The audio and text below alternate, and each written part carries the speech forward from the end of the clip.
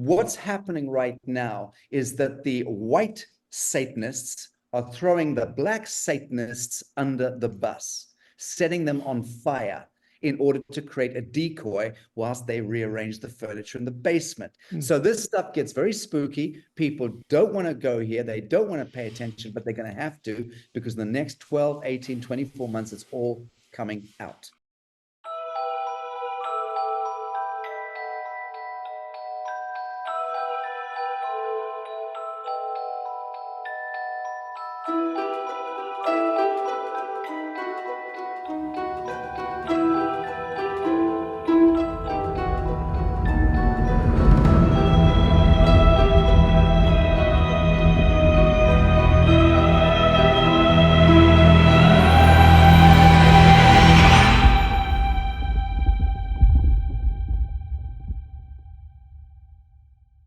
This is part 3 with Sacha Stone. We're going to break down a lot of the stuff. There was some plates in the air that needed to land. We didn't know how they were going to land. We didn't know if Darth Vader was Sacha Stone's father, things like that. But this is part 3 in the trilogy. I don't know if it's climactic, but it really goes in some really interesting rabbit holes, and I think you're like it. Part 3, Sacha Stone. I'm always curious geographically. The Mayan Riviera. I'm at our headquarters on the Laguna Bacala in Oh, Mexico. nice. Oh, man. What time is it there? Headed to Bucharest tonight, have to say. Headed to Bucharest tonight for a few days, then Portugal, then Istanbul next week, and then I start touring in the UK end of the month.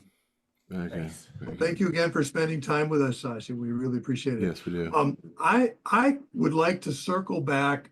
Well, let me start with the question that I was actually most interested in way back when we started was the way I discovered you was through watching Robert David Steele. This was like, 4 years ago or more, and Cynthia McKinney, and I knew that you were part of that tour. And I just wondered if you could, first of all, I don't know, have you had any contact lately with Cynthia McKinney? Because she kind of just disappeared after all of that happened. And if you could maybe tell us a little more detail about what happened during that tour and what happened with Robert, honestly. So sure. And curious enough, I just finished my US social tour for the last five and a half weeks a few days ago, and got back here to Mexico. And along the path, a lot of people were asking me the same question, so it's kind of fresh in my head. No, I've had no dealings with Cynthia McKinney. I found her to be quite an interesting individual, to be sure. Very, very bright woman. I've had a few conversations with her through Robert back in the day. He was bringing her in as a commissioner onto the ITNJ, but she proved to be quite skittish, quite understandably. I mean, and didn't really come forward in any capacity as a commissioner. So that was really the last of my dealings with her. And Steele also brought forward a couple of others like Bill Binney and others onto the commission, who again didn't really amount to a hill of beans on the commission because of the way things went with the commission. But Steele on the tour had approached me after we'd done the disclosure, Dimensions of Disclosure conference together in California a few years back. I had engineered that particular piece so that he and I were on stage together at a given point. We were good friends.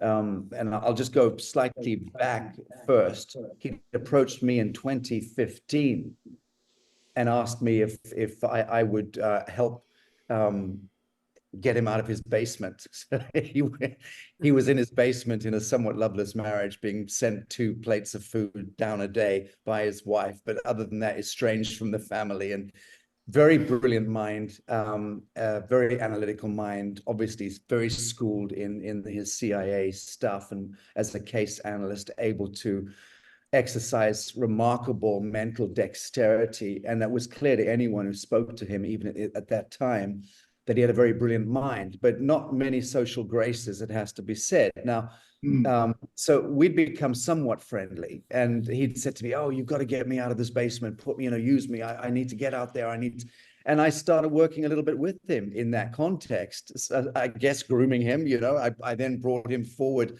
recommended him as chief counsel for the International Tribunal for Natural Justice in 2018, the Judicial Commission of Inquiry into Human Trafficking and Child Sex Abuse. That was his bugbear. That element of research had become his big thing, the children. And it was, I believe it was me who brought his attention to that subject. So that's how it worked. We did the Dimensions of Disclosure conference. He jumped on stage with me. It was an interesting double act with a fat, bald, retired spy and a kind of derelict shock poet like me. It was an interesting combo on the stage. It went down very well and got a standing ovation. And after that, Robert Steele was like, "Oh, we've got to go on the road. We've got to do it." And I said, I'd rather shoot myself in the face than go on the road with you, Robert. I've done a fair bit of touring in the past, and you've got to get on with people really well. Yeah. A question about Robert Steele. I think I know who he is. Greg would tell me a little bit about him. Did he live up in the Pacific Northwest? It was Washington, Oregon, or Northern California, and Washington, and he used to give lectures on individual sovereignty and how to. Is this the individual that I'm speaking of? Robert David Steele is a former CIA and actually a very, very brilliant one who then became a kind of deep state whistleblower, and then rounding up all of his mates in the basement to also come out. So yeah, he had a very look, the guy was very brilliant in his way, but he was obstreperous, pugnacious, belligerent, and no social graces. So he burnt more bridges than he built, unfortunately. And that was where Oh, the audio cut out. Yeah, something happened. I saw Sacha. that mine changed too. Yours, Sacha, your audio cut out for a second. You're gonna have to type it. Yeah. There we go. Now we hear you. Sorry, we lost Could you say that again? We 30 missed seconds all of ago, that. probably. Right. So we're just going back to Robert David Steele was very brilliant. What he brought to the world, as far as I'm concerned, in essence, was true cost economics and open source everything. Yes. And that was brilliant. That was a classic way of how his very brilliant brain deduced very complex geopolitical and socioeconomic and socio-ecological problems and broke them down to very simple strap lines. So what do we mean by true cost economics? I'll tell you straight up. My gig in Ohio a couple of weeks ago, on the way to the theater, I picked up an apple. I bought an apple on the side of the street for $3. That's what it cost me to buy a big red apple from a street vendor. $3. And that was perfect. I was expecting 50 cents. $3 was better. I walked onto the stage and I held up the apple and I said, "Shame on you," to the audience. This cost me $3. How the f did we get to the place where we pay $3 for a goddamned apple? Have you ever stopped to think about the true value of an apple? It's zero. Go and pick it off a tree. There's thousands on a single tree. On a single tree, there's thousands of apples. Just, right. So your freightage and cold storage and transport and logistics and taxes and all the conflated bullshit, you get $3 for an apple. So true cost economics is how we explore the journey between an insane scenario, economic scenario, and the real value of life. So that's the kind of thing that Robert David Steele was brilliant at. And then open source engineering, talking about literally giving open source engineering to the world on everything and let everyone build everything. Brilliant idea. So getting rid of copyrights and patents in that sense, and downsizing the technocracy and the bureaucracy of our lives, which is strangling us. In any event, going back to him briefly, just to round it off, after the Dimension of Disclosure thing, he wanted to tour. I did not want to tour with him. Lockdown happened in 2020. And at the end of 2020, in early 21, he contacted me again. We'd been in touch variously because he interviewed me every 2 or 3 months. And he said, "Look, lockdown's ending, come to the US. I really want to do this tour." And I said, "I'll do it if I control the narrative and if I invite the speakers, because I know them all, the good frontline activists and advocates in the sovereignty movement and in peace activism and medical health sovereignty, so on." And we agreed. So I said, "You run the books. I'll do the ident. I designed it. I named it Arise Resurrection Tour. I created all the graphics. I invited 85% of the speakers were my stable. And we began the tour. He ran the books. I said, just pay my technical crew and make sure that I don't pick up any bottom line, and I'm good. I didn't even ask for any fee to be paid because I don't take money for my activism, never did.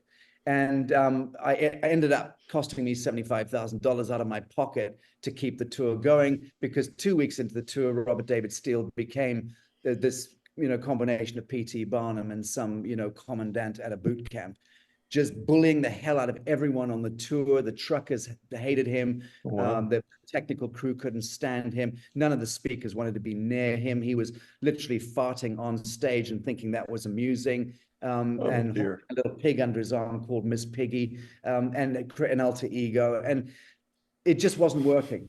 Wow. And then he was screaming at everyone, including Lee Dundas, the prosecutor, attorney, advocate, and ended up throwing her off her bus. $5 million tour buses, fully wrapped with all the graphics. It was just absurd. It was a shit show. And I said to him, day one, we need one bus and a couple of technical crew in behind us. But no, $3 million was raised, or some insane amount of money, mostly on my name. We know because donors coming into the website could attribute their donations to Sacha Stone, Juan O'Savin, Charlie Ward, Simon Parks, Robert Steele, whatever. And I believe I've raised most of the money, which I told him was the case. I said, I've got a very good relationship with Middle America. And he poo-pooed the idea. Oh, please, you're a long-haired internationalist, that this is a Patriots tour. I said, Robert, you'll find out soon enough. It got really bad. He went mad, essentially threw Lee Dundas off the tour one morning, and her suitcases were on the pavement outside the hotel in Dallas. And I phoned him and I said, you pushed it too far. She gets back on the bus. And he said, no, she doesn't. And if you don't like it, you can leave too. This tour is bigger than you. And I said, I think you'll find otherwise. And I marched down to the lobby. Scott McKay and his Navy SEALs were down there with their fingers twitching at their guns. And about, 30 or 40 other people witnessed this. And I had him up against the wall. And I threatened to break his jaw if he continued, because he was about to destroy the peace movement. Wow. We'd just begun this incredible resurrection, this revival, and consolidating 30 or 40 of the top advocates for peace and health sovereignty. We'd lined them all up. The tour was a beautiful thing. And, he was just going insane and thinking it was all about him, and the money went to his head. And, he was living on, 40 cans of Diet Pepsi a day and Subway sandwiches. So he couldn't handle this. He didn't know how to handle money, how to handle fame, how to handle logistics at that level. And it all got to him. And he just became this wounded 14-year-old boy with a pea shooter. And I threatened, I just said, what are you doing, Robert? I literally pinned him against the wall. I said, the devil's got into you, man. Stop. Just stop. And he couldn't. And he carried on swaggering and yelling and hurling abuse. So we let him peel off. We all left the tour that day in Dallas. And Lee Dundas. Do you remember what that was? Or roughly, anyway? I can't remember. Lee Dundas, Scott McKay, myself sat in the lobby and in the conference room at the hotel in Dallas and drew up our own plans. And that afternoon instituted the Arise Freedom Tour, just changed the branding and put it out on social media that we were going off in this direction. Steele and $5 million buses was going in that direction.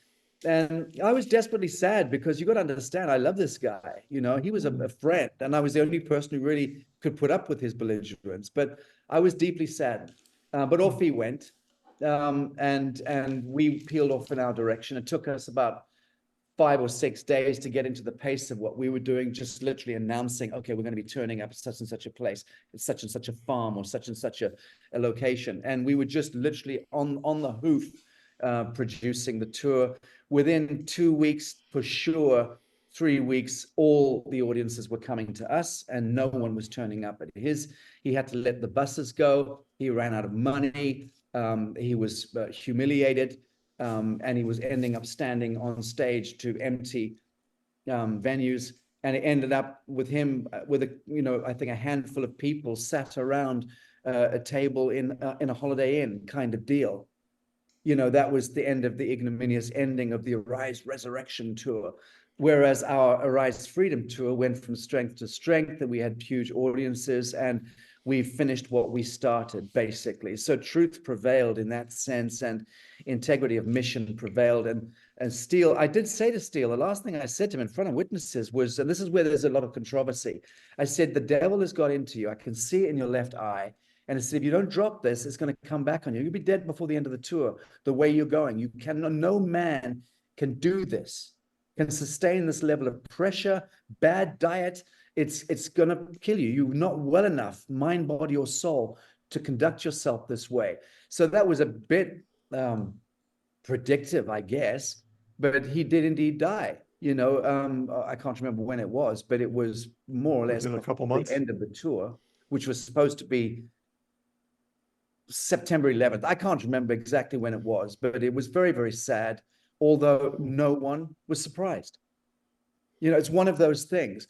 And it was a sad and ignominious end to a very short-lived but brilliant activism career for a man who had also fucked up in life hugely as an alcoholic and a belligerent, angry father to his children who wouldn't even talk to him in the end. And wow, just sad. I had a question about, was he like high strung and just like naturally like day in, day out? And was he drinking on the tour? No, I don't remember him drinking at all, but a couple of idiot people who stayed on the tour with him, and I'm not going to name them here because it's not what I do, two individuals who I foundationally hold responsible for the tragedy, and Scott McKay and others feel the same way. And curiously enough, a month ago, 3 weeks ago, on my tour, when I was in Atlanta, this little social tour I've just done. In Atlanta, I turned up and there was a guy, Mark, an elder, in his RV, who had been the kind of scout for Robert's tour and had been with Robert all the way to the end of his tour. And it's the first time I'd seen Mark since being on the road in 2021. And he's now joined my crew, incidentally. But Mark was on the road with Steele right to the very end, and he corroborated everything that I had thought had been going on. Just one of those sad, curious things. I mean, life and fate has a way of doing that to all of us, delivering unto us exactly the geometry of our, of what's due to us. But it was sad in this particular case because it looked as though at the beginning of the tour, I'd said to Steele, Robert, at the end of this tour, I'm going to make you look like Moses, but you've got to rein in your bad manners, your pomposity, because people can't stand it. And I said, good Midwestern Christian patriots are not going to tolerate this kind of level of behavior. The truck drivers might enjoy it, but please rein it in. But we'd had that problem with him even in Westminster, London, even when we'd gone down to Dartington Hall, I remember, with our Chief Justice and the Bishop of Jerusalem after the judicial inquiry at Westminster. We'd gone down to Dartington Hall to do a public event in the countryside in England. And I remember he'd farted all the way down there as well and thought it was hilarious. It's just like, oh God, stop. In any event, that's how I remember Robert David Steele. So it was a couple months. The last time you saw him was a couple months before he died. Or not, I saw him. I saw him whenever the date was in Dallas, Texas. That should be a matter of public record. It was the last. It was 3 weeks or something into the Arise Resurrection tour. 2 or 3 weeks in when we all peeled off and he went off on his direction. And did Cynthia McKinney go with him then, or did she? No, just she disappear? didn't. And to her credit, I have to say, Cynthia has clearly a very good. Cynthia had toured with him a couple of years earlier. They'd done some kind of a roadshow tour, which had also ended in, I believe, in a bit of a fail, and not through any fault of Cynthia's. She's a very brilliant woman, but it had not ended too well. I would like to see her get involved again. It just seems like she's kind of. I don't think she's interested. I think Cynthia McKinney is a very smart woman. I think she stepped back from the Washington shit show as a former congresswoman. I think it's hard to blame her. Yeah. Now tell me about Scott. Is he this? Would go by the name? Patriot Street Fighter. Yes. Yes, Scott Yeah, I McKay. like him a lot. What's he like on the road? Scott McKay is probably my best friend. Okay. I don't Yeah, have many friends, but he's probably my best friend. And we have a very close and very loving relationship. And he to me is just a stand-up individual with 2.5 testicles. Yes, exactly. And That's exactly it. and his whole position is He's like not afraid mine. enough of it. His position is like mine. It's steel curtain. He doesn't Mhm. negotiate what he understands to be truth. He doesn't negotiate integrity or truth. I adore the I man. think he got that from his dad, and he spoke highly of his dad, and he passed away. I knew the general. Okay. I knew the general. And the Mhm. general died on our tour, as did 6 other or Yeah. 5 other. Yeah. Yeah. Well, moving on, I guess I wanted to go back. In part 1, we talked about your growing up, and I just wanted to hit that again. You talked about you grew up in Rhodesia, which is now Zimbabwe. And of course, Zimbabwe is a big deal for those of us who are following the currency wars and looking at the Zimbabwe notes and all those kinds of things. And I just wanted your take on all of that. I'll try and pot boil it down. I mean, when you raise the specter of the Zimbabwean note, and I'm a billionaire or trillionaire actually in Zimbabwe, as you probably are. I mean, quite literally in my wallet over there, I've got a few $1 trillion worth of Zimbabwean currency, only because they were gifted to me along my touring. But it's a totemistic. The collapse of the economy in Zimbabwe to the most derelict currency ever printed on the face of the earth is a counterpoint to the fact that Rhodesia was the richest country in Africa and with GDP probably in the world at a given point back in the day, in the 60s.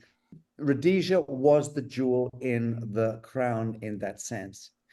And Rhodesia then in 1965 declared independence against the crown. So can you imagine how the Midnight Masons in Whitehall felt about that? We're too happy. They wanted to punish the white pioneer settlers in England, in Rhodesia, for daring to U-turn on the crown. So they began a vehement campaign to destroy and take down the white community who had declared independence against the Crown of England. And it took them a few years to foment that, which was an extension actually of the Cold War being played out in Africa, in a very resource-rich continent.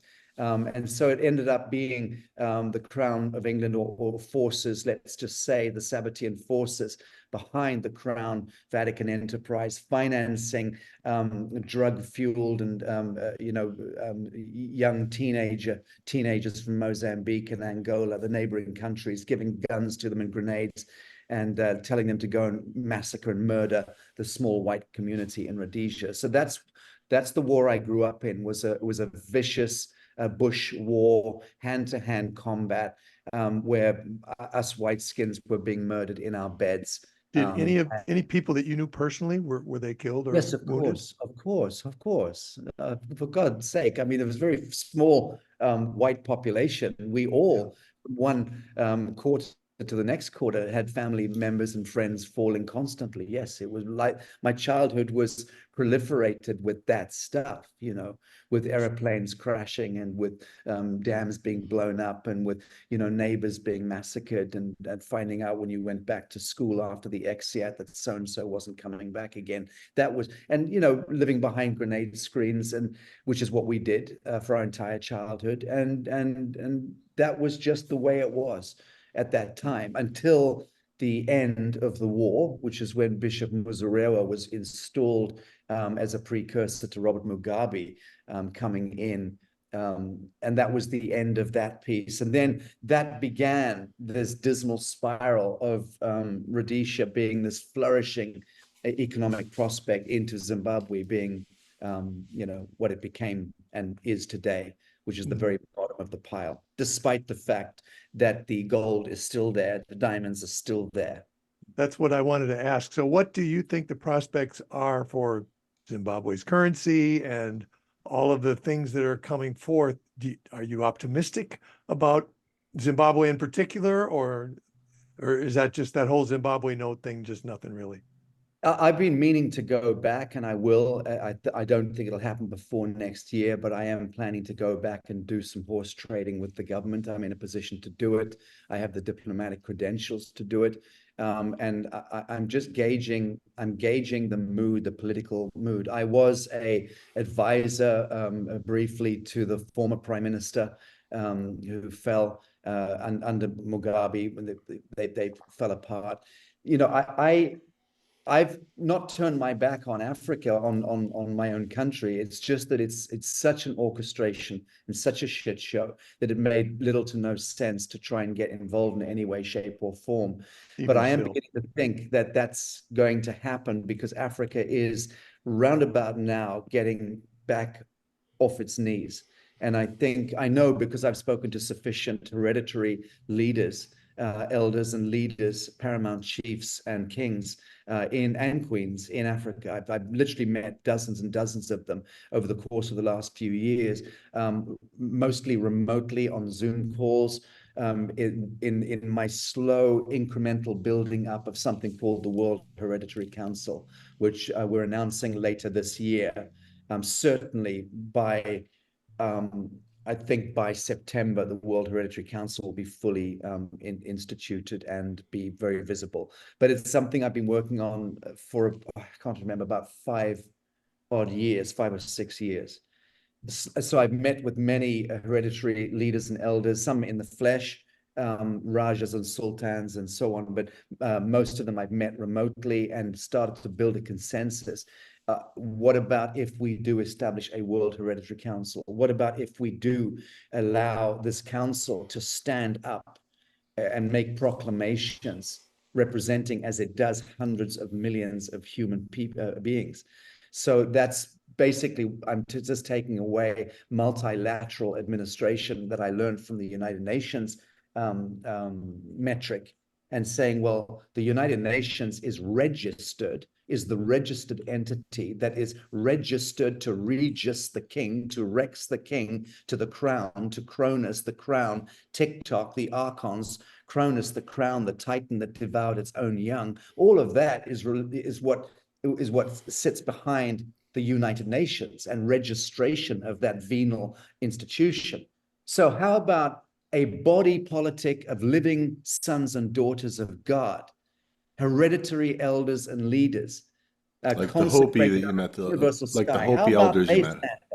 How about they come together and stand up and declare that we're going to now? You get where I'm going with the World Hereditary Council. Yeah, I think you just publicly announced it just now.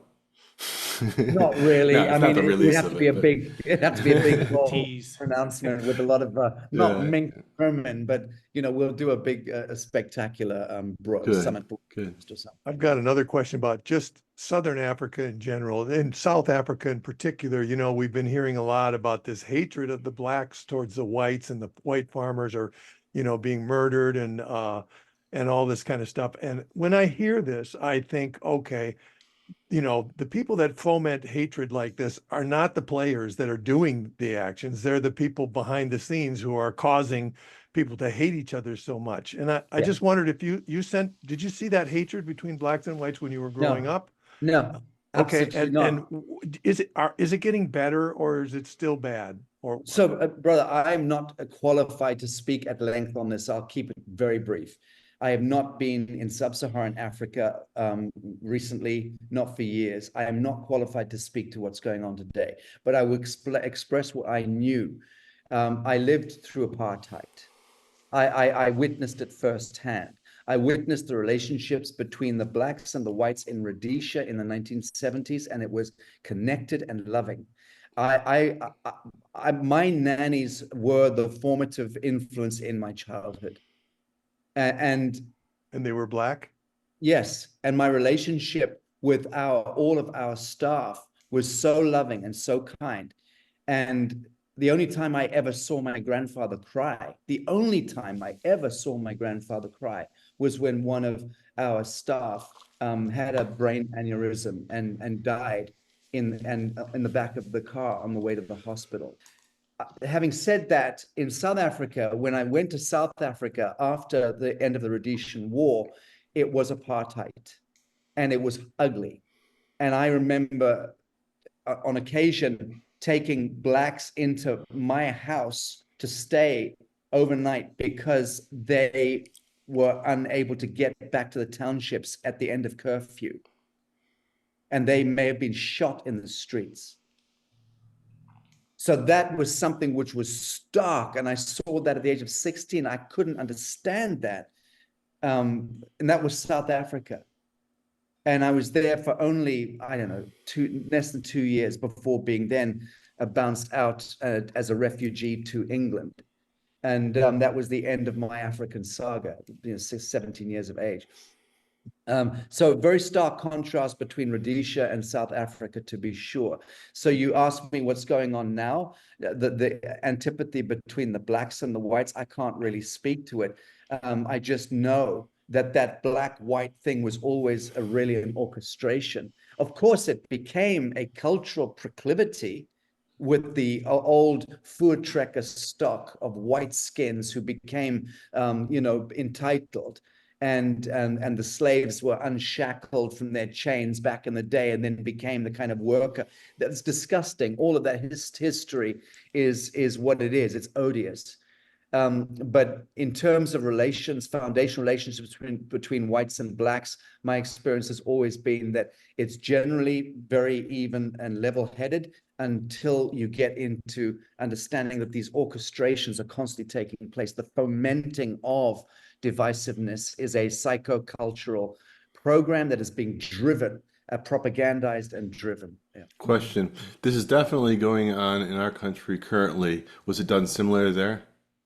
Did you see it like through the news, the press? Well, Greg's question was kind of weighted. He was asking if it was orchestrated, and you kind of alluded that the black-white animosity was orchestrated and had a purpose, and you picked up on that. And I'm questioning, this is kind of the situation here. It has been since who knows how long. Since Obama. Maybe even before that. But definitely there's rap artists talking that they were encouraged to promote gangster rap, violent rap, and they would be marketed further. Is this the way it was going down there? Was it through the media, television? How was it orchestrated? I mean, on the ground. No, do you remember? You were young, but it's very, very different. Okay. It's very different. Let's just speak momentarily to America. Let's talk about Puff Daddy for a moment, because I think it's very a very appropriate conversation right now. Yeah. Puff Daddy, Jay-Z, and this echelon of black orchestrated billionaires connected to Clive Davis and other supremo dark hat moguls in the basement of the Sabbatean / satanic / Luciferian basement. That stuff is as real can be. As real can be. Blood ritualism, sacrifice of innocence, midnight masonry, all of that stuff has been going on forever. What's happening right now is that the white Satanists are throwing the black Satanists under the bus, setting them on fire in order to create a decoy whilst they rearrange the furniture in the basement. It's exactly what the white deviants in Hollywood did to Harvey Weinstein. Harvey is not the bad guy. Harvey was never the bad guy. Harvey is the least of the bad guys. And Harvey Weinstein is not one of them, was not a practicing ritual Satanist. So this stuff gets very spooky. People don't want to go here. They don't want to pay attention, but they're going to have to, because in the next 12, 18, 24 months, it's all coming out. All right, I do want to go there. I do have questions. So I figured you would. Yeah, well, see, here it is. When I was years younger, I had a nightmare. I personally have never witnessed anything of this thing. I had a nightmare that was so vivid that I was going to be sacrificed and there was people around, and it was I woke up, it was the most terrifying nightmare I ever had. And then a couple years later, I started hearing for the first time that this actually might be going on. And I certainly know that Satanism is going on a long time. I only recently heard about this. Well, it's been about 20 years, but it seems recent in my life. Tell me more about it. All right, the white Satanists throwing the blacks under the bus, and Harvey Weinstein. All right, Harvey Weinstein was thrown under the bus, but he certainly wasn't a loving, kind person to all female actresses. And No, is that correct? That's Well, correct. he's saying he's not the worst not of a the Satanist. worst. He just wasn't. Yeah, That's wasn't. Yeah, he wasn't doing the he blood. was You know, bad, but he's not. There is no prick. crime. There is no crime in chasing starlets around sofas. Never was a crime, and there is no crime there. So if you want to level at him that he's a dirty old man, that's absolutely fine, and that's entirely appropriate. Right, I agree with that. That's But most was of he a Hollywood. loving? Was he a loving man? Yes, very much so. Okay.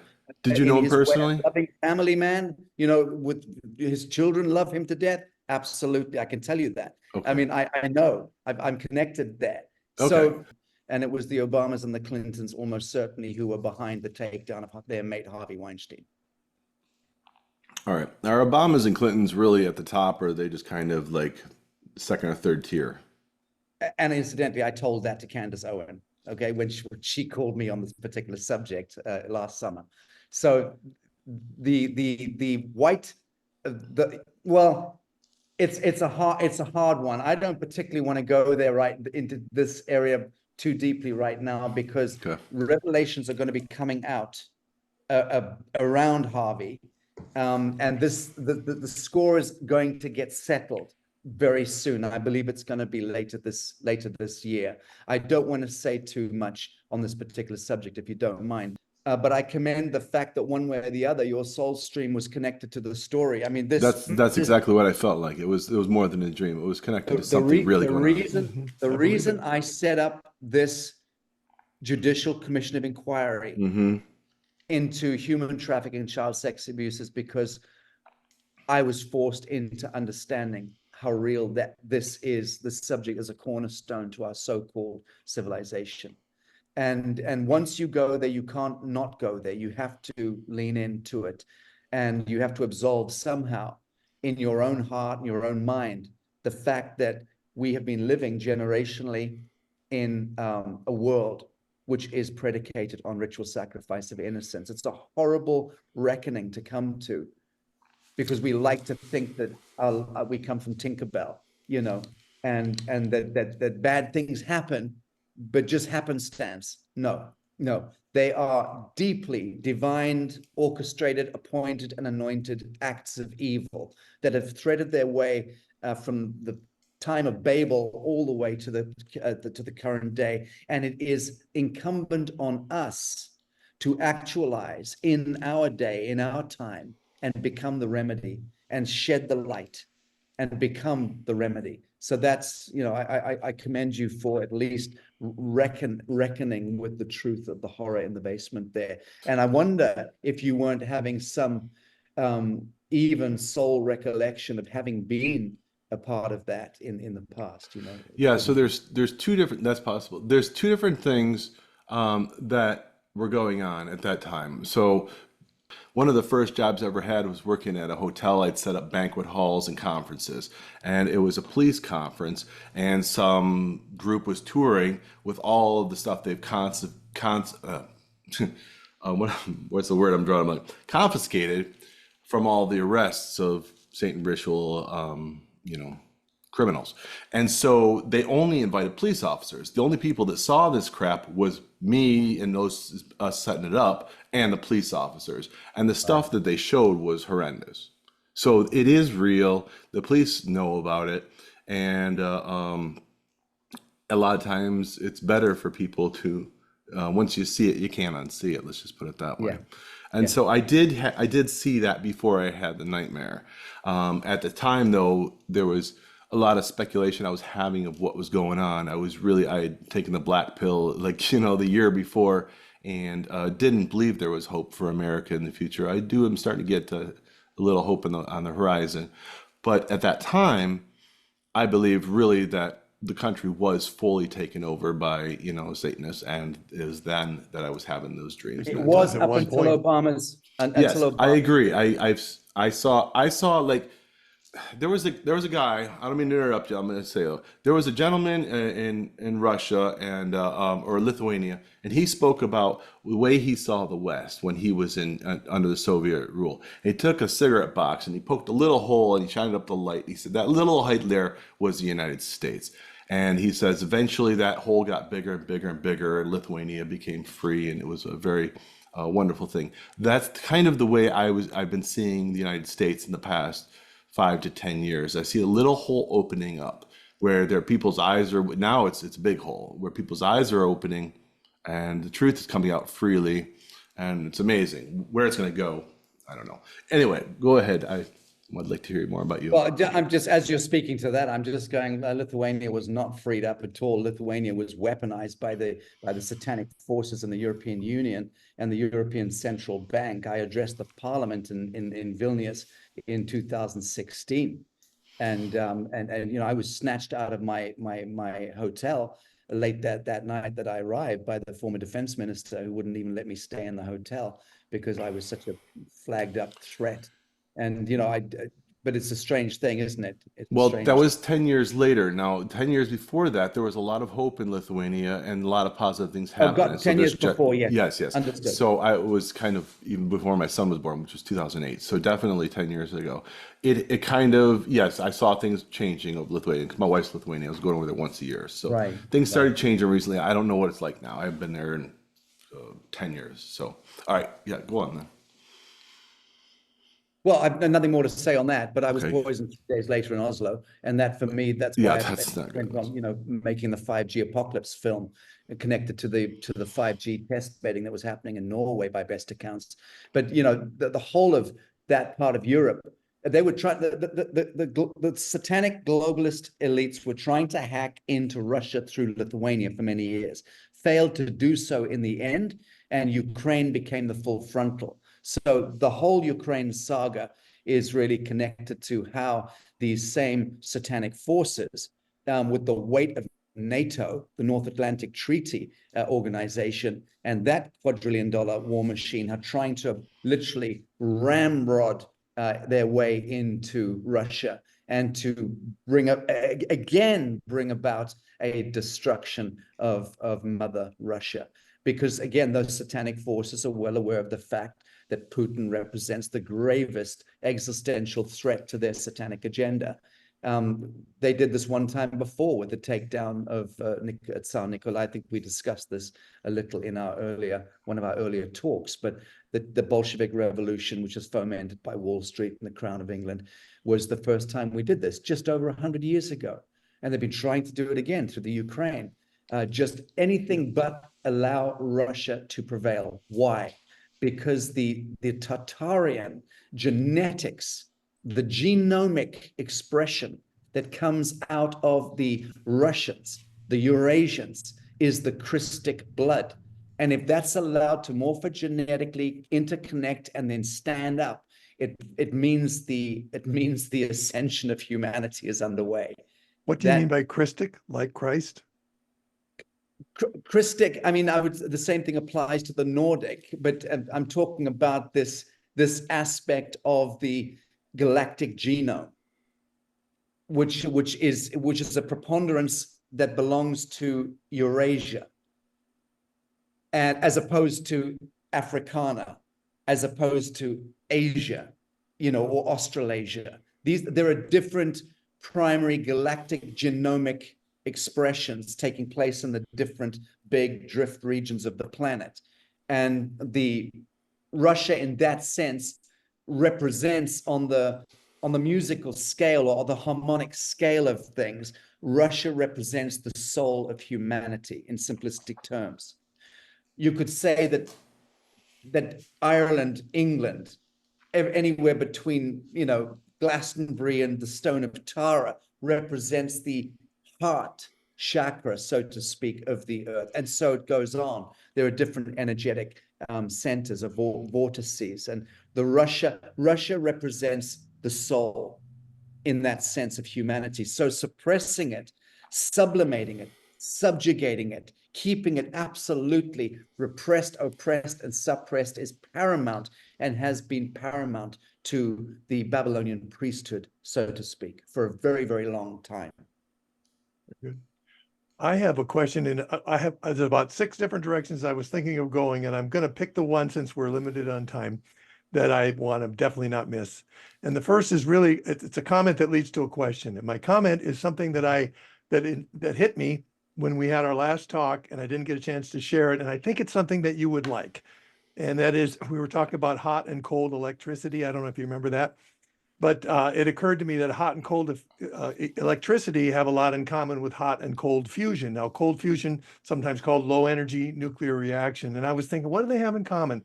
Well, cold electricity and cold fusion, both, the goal is to figure out what nature is doing and to just move with nature to make it happen. And you don't need to waste excess energy, that is heat, in order to do it. It's the Schelberger approach, That's right. whether it's electricity or whether it's fusion. So I thought you'd like that.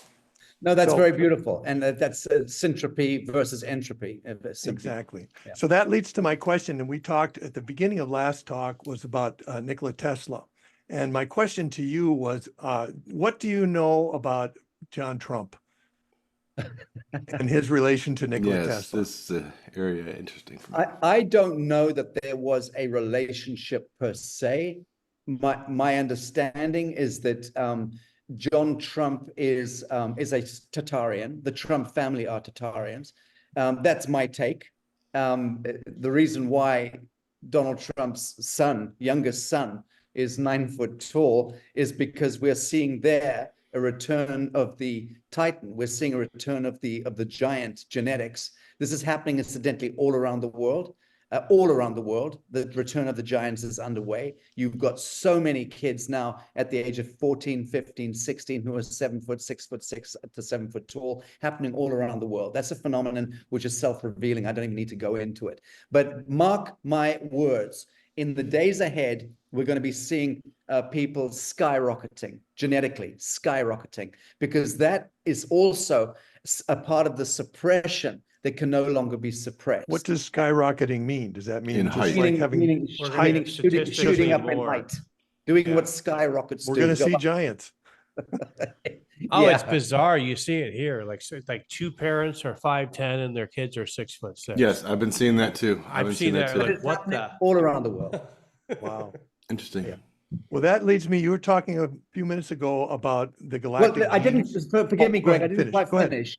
I didn't finish. So Trump's uncle acquired, by best accounts, acquired the Tesla library, the Yes. Tesla papers, because he had a predisposition to that travesty of what occurred in Tesla's life. It was all about the Khazarians versus the Tartarians. The So were some of those Khazarians- papers that's- secreted? Do we have access to them? Where are Well, they? Donald Trump certainly has direct access to them. And I can tell you that the Khazar-Tatar phenomenon would have been exemplified on the day that Nikola Tesla made the mistake of going into the office of JP Morgan and asking for the financing or conducting business with JP Morgan. That was a freeze frame moment where you had a fat cat cigar smoking Khazarian motherfucker at the walnut inlaid desk, and you had a thin, gaunt, angelic Tartarian, very naive in that sense, Nikola Tesla standing in front of him. That to me is one of the freeze frames Pivotal. of history. And it's actually one of the slides in my lecture that I'm doing at the moment. Okay, so here's my I guess another question. I'm the host. I have been for several years now at the Tesla Society conference, which is coming up in August. And you'd be a great speaker there, by the way. But anyway, I know you're busy. I've been there a But- couple times. It's a great time. Yeah, Great well, time. Jeff and I Where both is it? spoke- Where is it, Greg? It's in New Mexico. New Mexico, yeah. Albuquerque. Yeah, it's been No, there. for a year I'm now. going to be touring in the U.S. August, September. I would love to drop by. Wow, Nice. well, I'll see if we can, I'll get you the dates and we'll correspond on it. But my question is this, we've been going year after year after year. Steve Ellswick, the guy who started in the 80s, and this stuff's been going on, and people are presenting their stuff, and we're making little minuscule changes, and there are a lot of really cool things. Don't get me wrong, and the inventions are neat, and people are coming up with stuff. But in the back of my mind, I'm constantly thinking, are we wasting our time? Has this already all been discovered, and we're just kind of trying to rediscover what was discovered over 100 years ago? So I just want your take on that. So, I mean, I love the question, and I'm going to see if I can. This arrived this morning. Ladies and gentlemen, This is a free energy technology. This is my team in Bucharest. will be on 220 or So you're working on this. That's a technology I'm on my way to see tomorrow in Bucharest. So we've finished the prototyping. We can 3D print a free energy technology. In this case, a hydroxy thing linked up to one solar panel. Fantastic stuff. We've got far more advanced technology than that. Yeah. Way more advanced that we're incubating right now that is outputting up to 30 kilowatts. Using magnets that don't really need to be changed other than once every 10 years.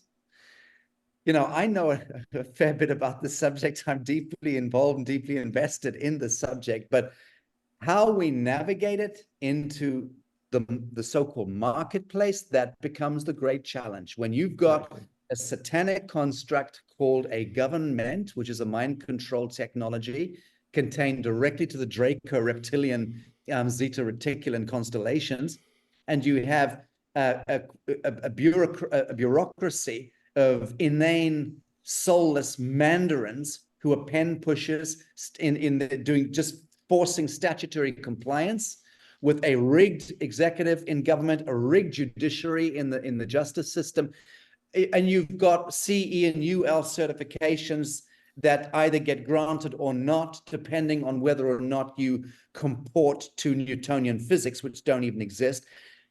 It's classic clusterfuck. No one can get a free energy technology into the market legally and lawfully. You see, that's the issue. Yeah. And that's because you and I, and your audience, and my audience, have not yet pierced the corporate veil. We are still owned by the corpse, by the dead, by the corpse, the corporation. We are still allowing ourselves to be indentured by the corporation, masquerading as government. And until we stop participating in that feedback loop of taking the knee and rendering coin unto Caesar and filling out Caesar's little forms with block black capital letters and shuffling along and registering our babies at birth and registering our parents at death, whereupon those birth bonds and death bonds get traded anyway for years and years to come. It's all part of this orchestration of the living versus the dead. And the problem is it would appear 99.9% of humanity are just not aware of the fact, that we are the ones choosing to indenture our lives into a universal feedback loop where we are more dead than alive. And only once we have reached that collective threshold of a morphogenetic upshift, and we stand and no longer render coin. No one should ever pay personal income taxes, ever, under any circumstances. No one should ever render their signature onto a piece of paper to a stranger under any circumstances. No one should ever fill out their own name in block black capital letters. It's a satanic ritual. You should never do it. And yet we are cult programmed into believing that we have to do it. We have no choice.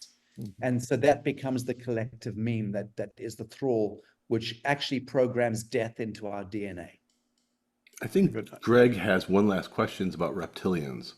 You had mentioned the other day that was one of your questions, Greg. Oh, do and I? I think we can end. Yes, you told me the other day we were talking about it. I don't remember what the question reptilians. specific to that was, but well, we got one last question. Okay. The question Yeah, I know we're doing. Well, can I ask a different one? Is that okay? Yeah, but I want to know the reptilian thing too. Okay. Well, then you go ahead. You ask your question, because I honestly This don't is what. remember that one. All right. So we were talking, and Greg's like, I wanted to ask him, when you say reptilian, do you mean literal reptilians, or is this in your vernacular metaphor of some sort?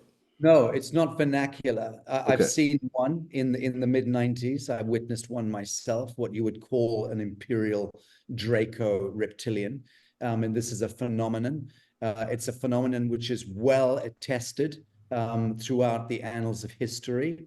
It is only something which, alas, the mundane human who is stuck in psycho-intellectual torpor refuses to acknowledge, because they don't want to acknowledge things that don't exist within their conceptual framework. Their conceptual framework being about 3.5% of the visible spectrum of light. So the problem we've got is cognizance, cogitation, and the will for us to actually see real reality or not, or engage real reality or not. And most of us choose not to. And that is divine will at work there, free will. But the point is, reptilians are real. You have reptilian DNA in you. We all do at this time. Every human is a galactic hybrid by this time. Certainly, the Middle American is the most distilled galactic genomic kind of commonality finds itself in Middle America round about now, which is why it is my insistence that the Middle American is the representative of the rainbow tribe, more so than anyone else on Earth.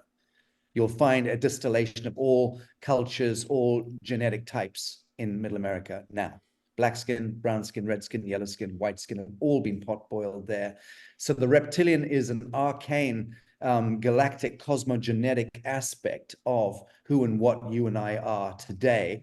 But the fact is that depending on the integrity of your bloodline, if it is a Draco, if it is a primarily Draco reptilian issuance coming through the bloodline, you can, if you have been part of these generational ritual satanic Illuminati families, if you have been generationally brought into the ritualism, then you will be able to activate through blood, and in some cases even holographically take on form and shape as a full-fledged reptilian. To be sure, we have the propensity for that. This is a multidimensional reality field.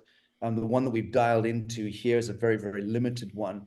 But the fact of the matter is that pure blood Draco bloodlines exist. That's the whole Transylvania, the myth that's connected to the Nosferatu cult and the royal houses of Europe, the black nobility, and then the kind of pedestrian and suburban Satanists that exist all around the world as well, who are variously involved in Anton LaVey and his family were a classic example of that, still able to invoke devils in real time. People don't want to go there, but hardcore ritual satanic abuse and sacrifice of innocents, babies in the basement, does invoke full-fledged manifestation of Baphomet and Moloch tap dancing on the Masonic tiles in front of you and in front of the gathering. That happens to this day, albeit that stuff is definitely being dialed out. And that's to do with hyperdimensional physics and the changing in the fabric of our reality. We're swinging in deeper and deeper into the so-called photon band, the entire galaxy.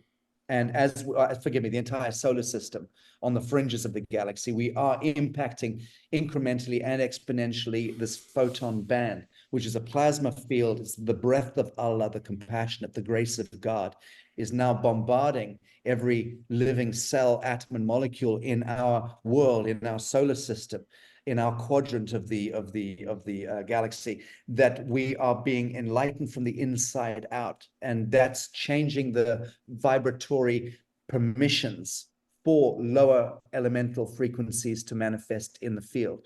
So the demonic, in that sense, is about to be dialed out of existence.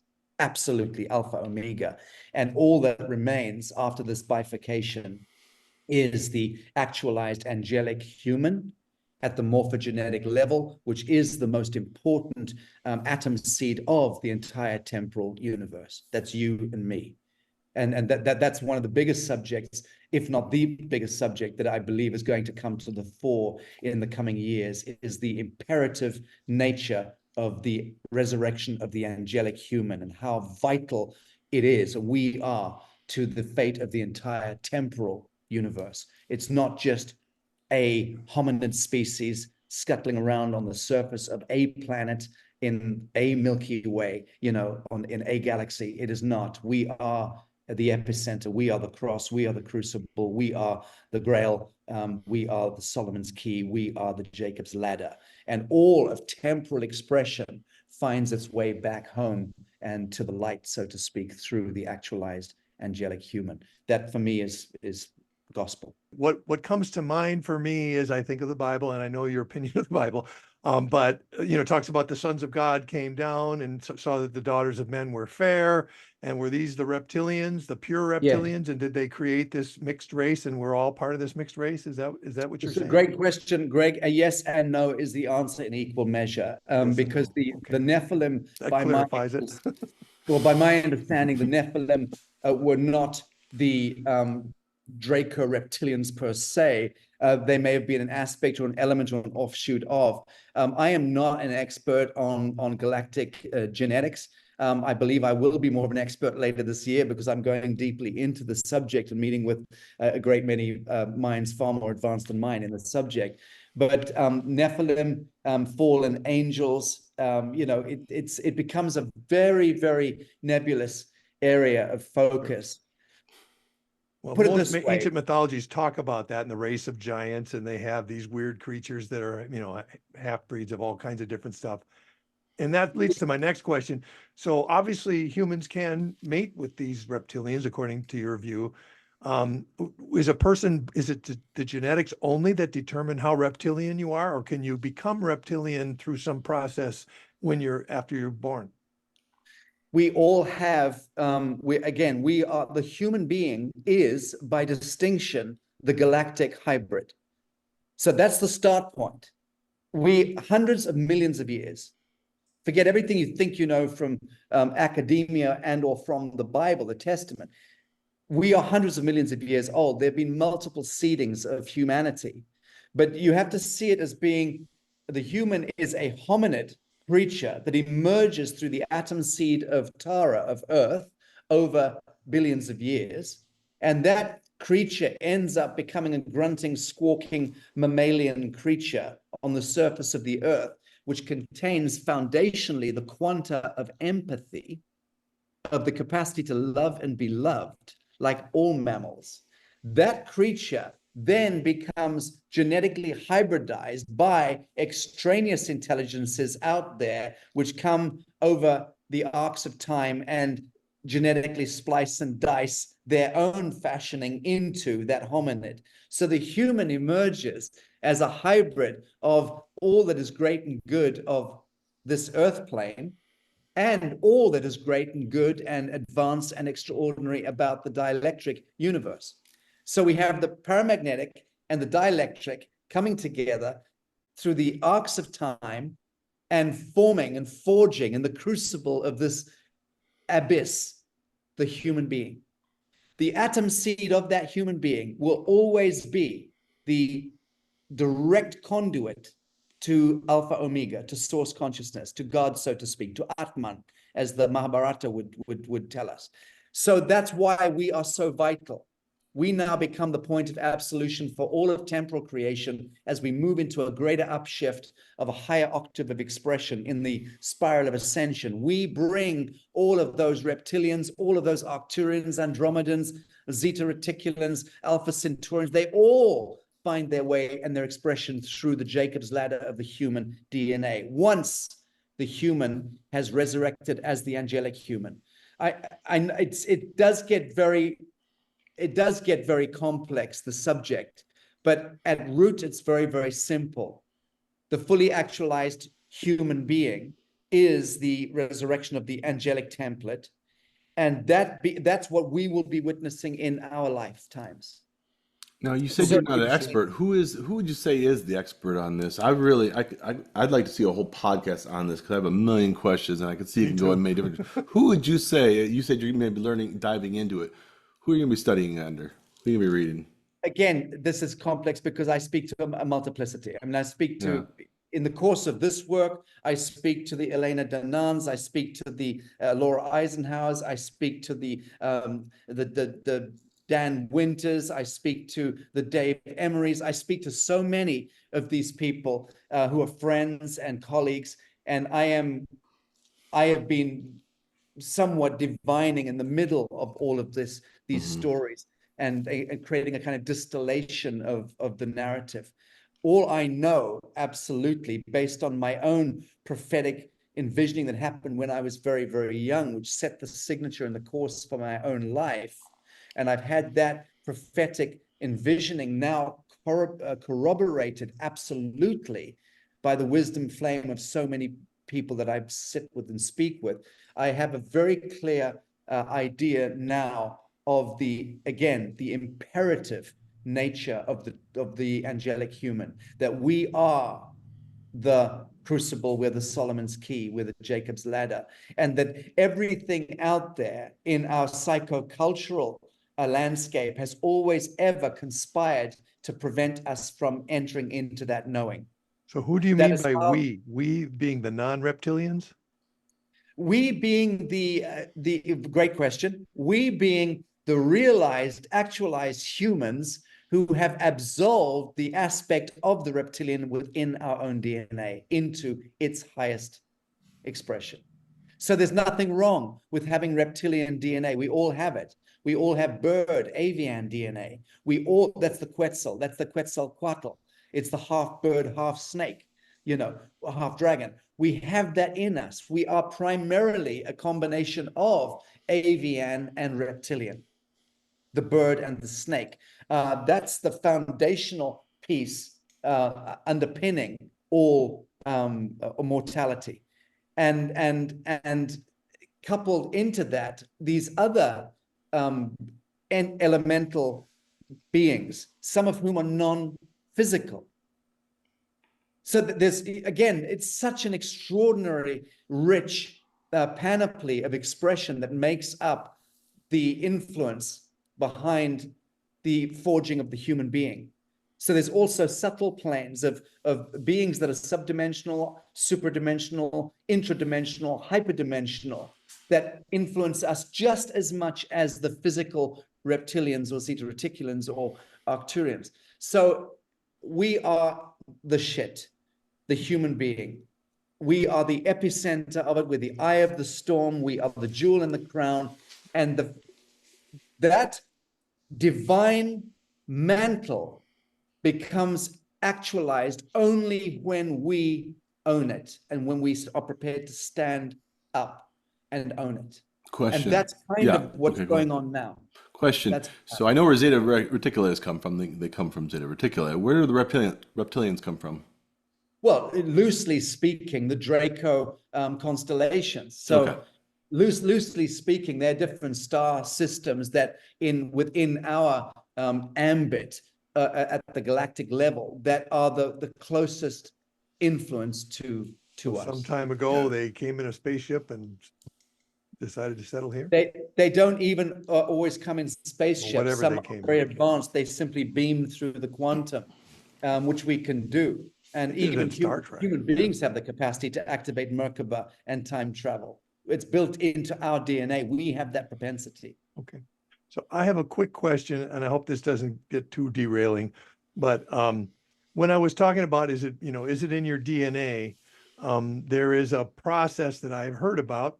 Don't know anything about it. I've just heard about this black eye club where people get this creature, which is a lizard, a vril that goes in through their eye and kills the host and takes over. And is that a reptilian, or is that something completely different? Or do you think that doesn't happen at all, or what? I don't know. I've not witnessed it. I've seen it. I've read You've heard about it.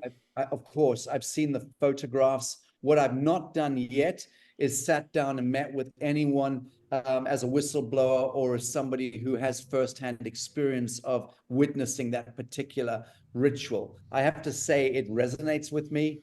It sounds very, very So does that person who is taken over by a vril, is he Yeah. that at that point he becomes reptilian? That makes sense to me, if there's any sense at all in this Greg, stuff. most but I don't know. derelicts muttering to themselves in downtown Chicago or Manhattan, people, on the street who are drinking meth and are muttering to themselves are also demonically possessed. Sure. People who are, in normal relationships and just psychotic or neurotic people are variously being demonically possessed. I mean, demonism is happening in the pedestrian sense all the time, all around us. Bad decision making, ugly behavior in a barroom brawl or in a nightclub or anything, people effing and blinding each other in the traffic. That's momentary demonic possession, be sure. And, we all have an access portal at the top of the spine, base of the neck, at the top of the spine is the kind of primary access portal. As we willfully conduct wrong action in our lives, if we willfully conduct wrong action in our lives, we incrementally open the access portal and grant permissions to any number of these lower That's how elemental people get intelligences possessed.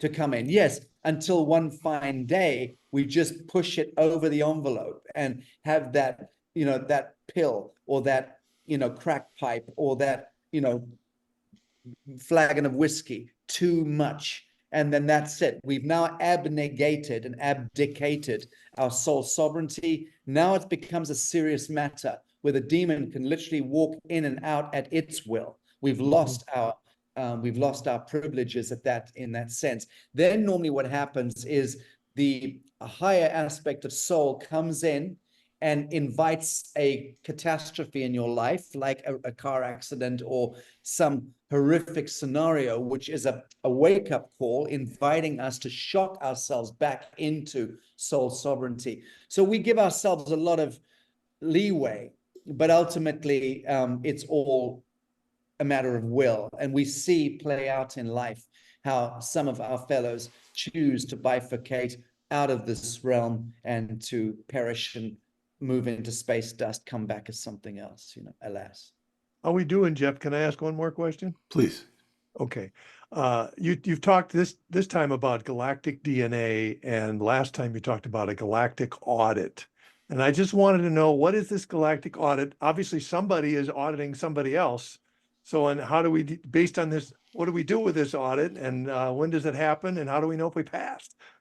The audit, in that sense, that particular galactic audit that I make mention of, is a phenomenon that occurs at the midpoint of every grand procession of the equinox. And again, you have to see time as being, in that sense, the grand procession of the equinox, 26 odd thousand years. I wish I could do that.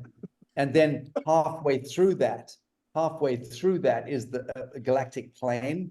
And as we pass through that galactic plane into the galactic night, which is the lower arc, is the galactic night, we pass again through the ecliptic and then go into the galactic day. So it's the galactic night, the galactic day, galactic night, galactic Right, day. I get it. That midpoint and that midpoint become the places of the audit, because that's where the hyperdimensional plasmoids from the 0 point at the center of the Milky Way are breathing in and out. But who does the auditing? That's my question. We are doing the auditing. We're auditing ourselves. Yes, we can only ever audit ourselves. Okay. Before I get into questions, so I just want to quickly say, you were talking, I don't know, 10, 15 minutes ago about Tesla. And I just wanted to say that Jeff, I don't know, you may not know this, but Jeff is an inventor himself and has come up with some devices that are pretty amazing. You can see some of his videos from a long time ago. The Jeff. I have them right here if you'd like to see them. Yeah. So I invite you to take a look at him. He's really an amazing guy. Anyway, I just bragging about you, Jeff. Have to do it. Okay, I guess I would Well, like. let me show it really quick. You brought it up. Let me show it. Okay, I did in the bring it video. up. I'll show two. Go ahead, Jeff. All right, so this is a Zeta launcher. It's a toy. It's got a little car in there, and put the lever in there, and you shoot it. and it shoots about 25. Oh, the camera's not on there. Wow. It shoots about 25 miles per hour out of there. So it just basically uses magnets. You bring it in there, and it kind of just sucks in, locks in, turn it, and shoots out. Just for fun. It's a physical therapy product. So kind of good. It uses magnets. I call it an inverted gyroscope. Got a patent on both these. And it's really good for the neck, arms, carpal tunnel, shoulders. Wow, that's fantastic. Yeah, this is really good. This is my You should favorite. get him one, Jeff. You got something you can. Nope. They well, so this is all, actually, believe it or not, this is all cold cast. So I had it carved. It's kind of cool little decoration in the middle, little spiral there. Fantastic. And then it's got like rubber on the edge, and but it's cold cast. So basically it's resin. I poured it myself and sanded it by hand. I made a bunch of them, but because they're resin, they were only prototypes. Oh no, initial limited edition. When they drop, they get a little crack, so it needs a bit stronger plastic. So they sold them, everyone used them, and they break them. I think I got the last one that's out, and my son was born with medical issues, and I had to close up the business. So, it was very Oh wow, I understood that. I'd love to look into that. Oh yeah, no, it's a great product. I got lots of videos. I think you can go to Orbflex, YouTube Orbflex, and you'll see some gym exercises. Couple girls and a guy doing the different exercises. So pretty cool. Thank you, Jeffrey. All right. Jeff's a cool Yeah. guy.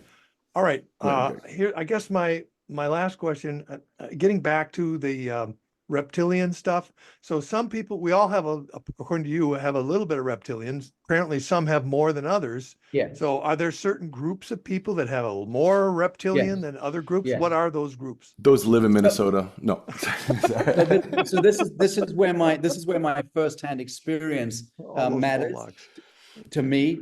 I've met with members of royalty who have expressed to me, people connected to those lineages and to the Illuminati lineages. I've sat down with them. I've counseled on occasion a handful of individuals who, a couple of whom are public and would be very readily recognized names, who are born into these generational Saturnian Illuminati families, and at a given point are required to enter the family business or enter the compact, and then witness stuff that spooks the shit out of them, whereupon they have breakdowns and don't know if they have what it takes to cross the line.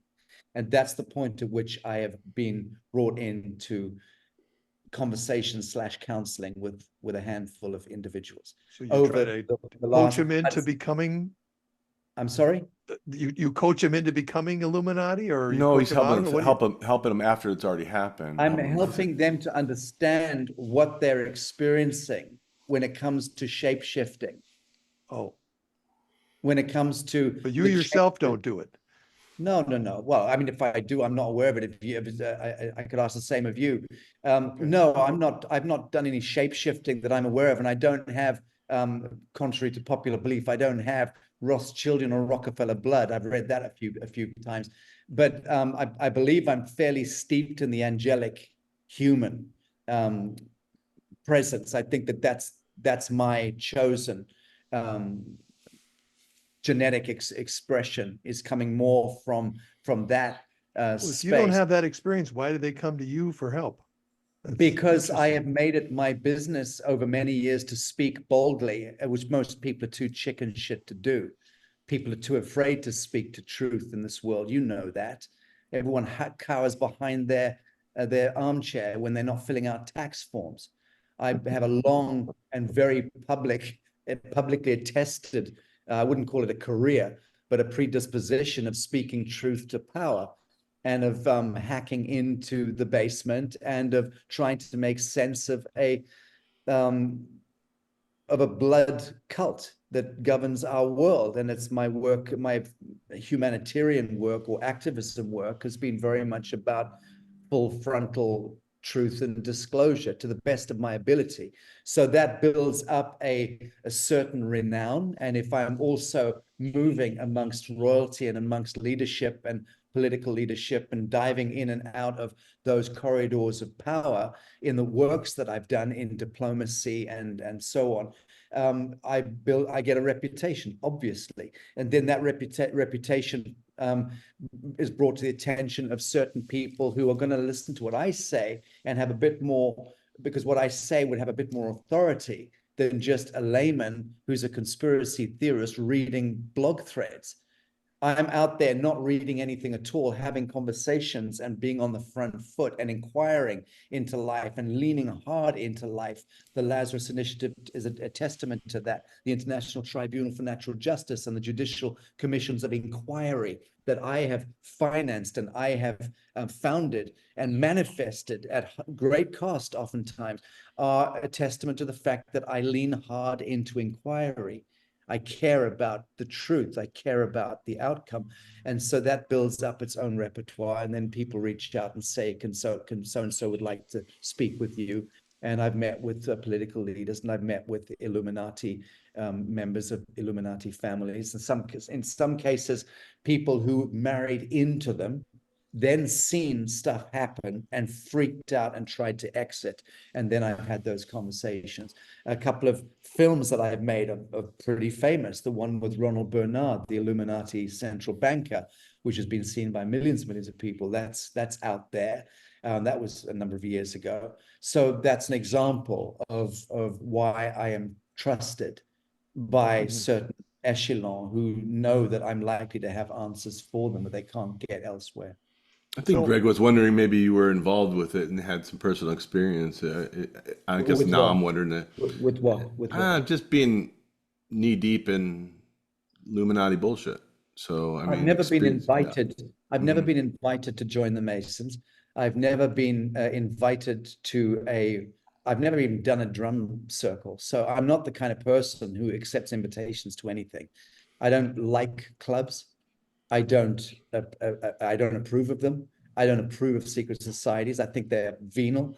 I think they are, all of them, surreptitious and nefarious. I think anything encrypted and hidden is wrong and does not stand under central sun.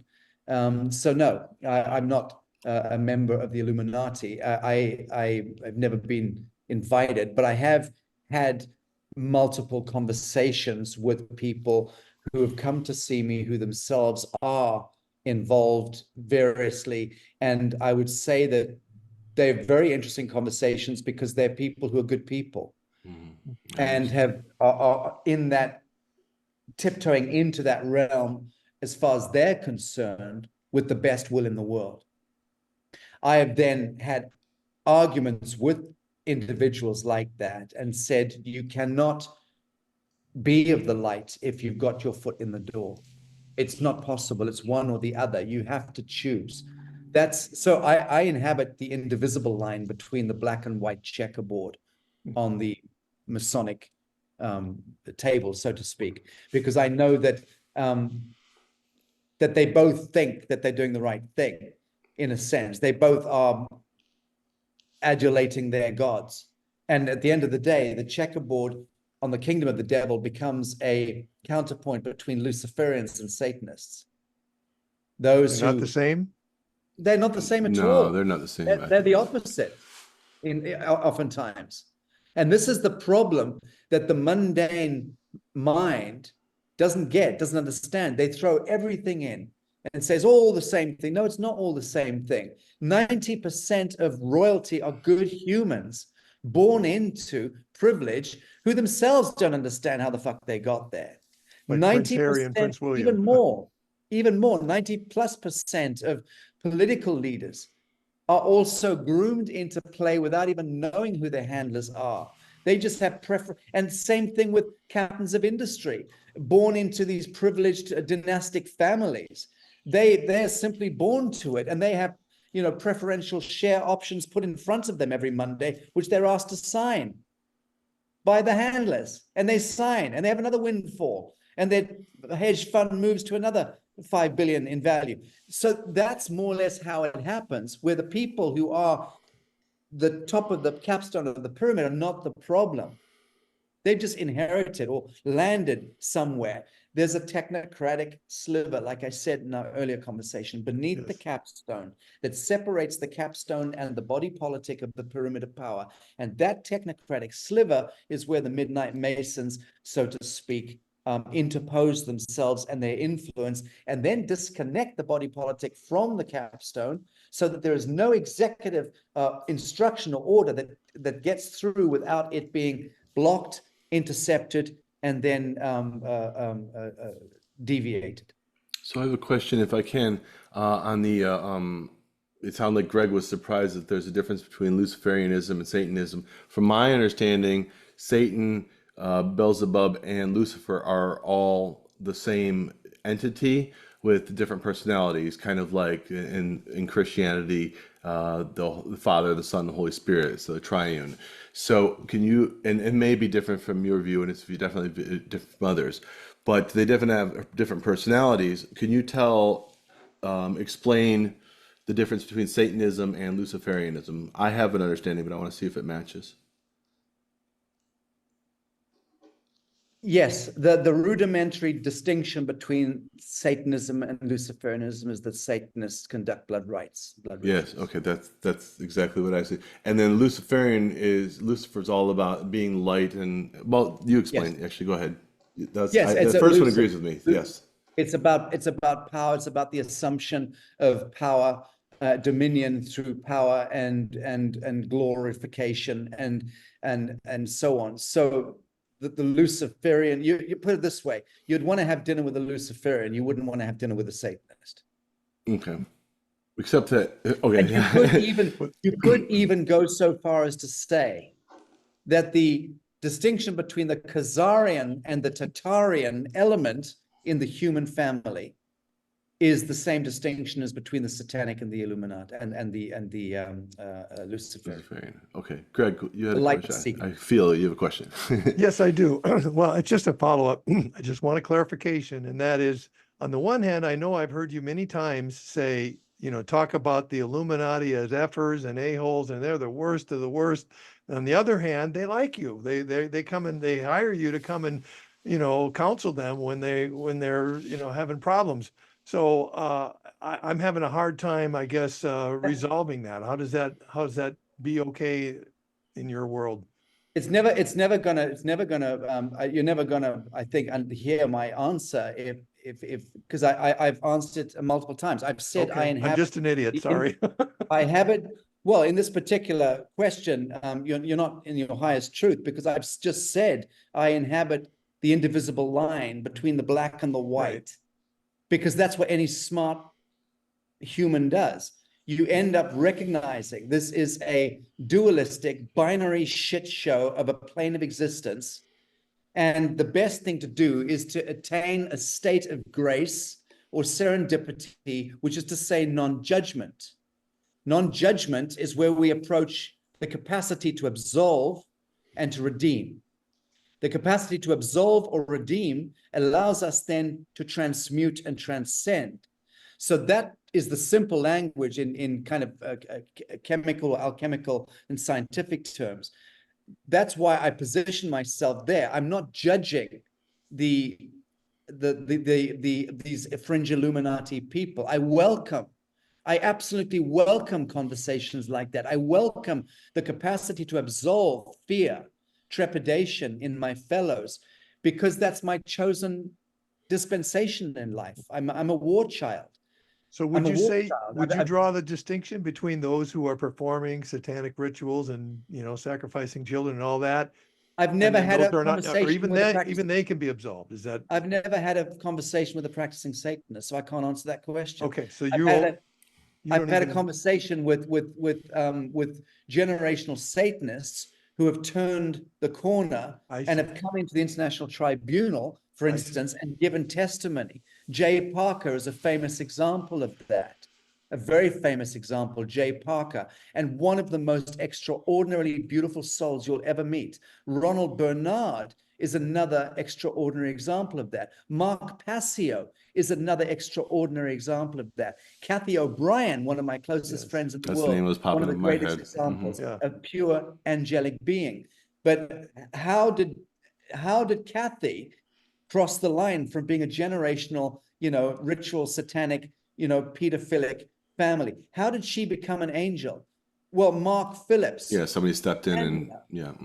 Mark was the one who helped transition her and absolved her because he cared enough to face her and receive her. And so, the business of standing on the indivisible line and receiving without judgment becomes actually the point of absolution, Greg. And again, if you care about truth, as I do, and pure inquiry, as I do, then you are forced to have conversations with entities that you do not particularly like or resonate with.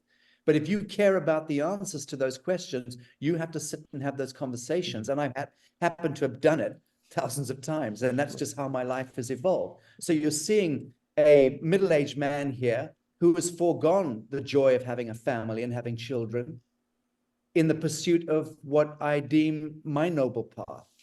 And it's not fun and roses. It's oftentimes very, very injurious and very, very hurtful and very, very saddening to be someone who's simply constantly leaning into truth and scouring the basement and trying to understand and listening to the testaments of people who have had girls who've had their wombs taken out in satanic rituals and devoured by the congregation whilst they're still alive and managed to survive. There are things that go on that you cannot even wrap your imagination around.